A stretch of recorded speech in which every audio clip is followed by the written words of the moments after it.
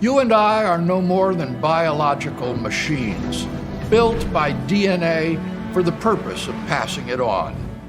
Just as the universe is comprised only of matter, we too are purely physical objects. Naturalism tells us that nothing exists beyond the physical world. If we cannot measure it, see it, or touch it, it does not exist. By following the scientific method, we have discovered the laws of physics, the descriptions of how our physical universe normally and consistently behaves. But according to naturalism, mankind is no different than its habitat. Since the universe obeys the laws of physics, we too are wholly subject to them. You may have thought that a series of free choices has brought you to where you are today. But according to naturalism, free will does not exist.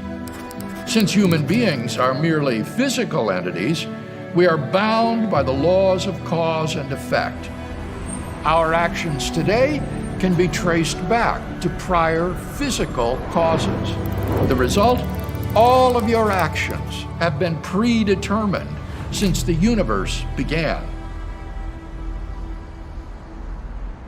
Naturalists do not shy away from this consequence of their worldview. The evolutionary biologist Richard Dawkins and the neuroscientist Sam Harris affirmed that all of our actions are causally determined. Stephen Hawking agreed. Scientific determinism must hold for people as well. Free will is an illusion. Once one comes to terms with naturalism, the world is seen through a different lens. The individual is reduced to a puppet, moving about at the mercy of the laws of nature.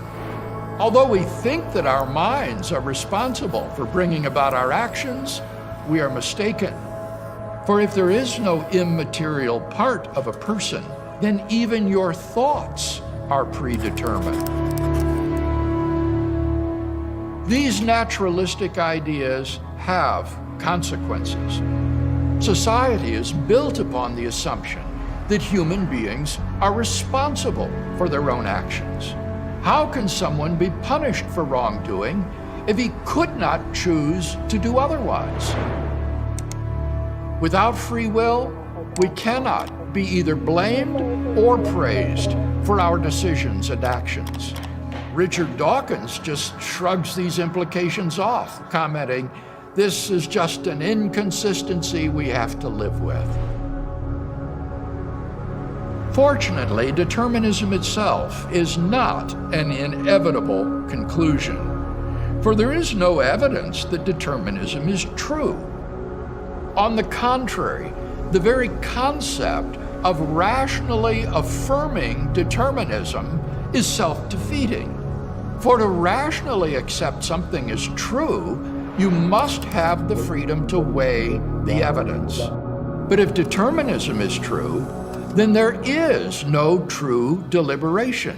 Everything is the result of prior causes, including the acceptance of determinism. Naturalism also fails to give a tenable account of our mental lives. It tells us that human consciousness and the physical brain are identical.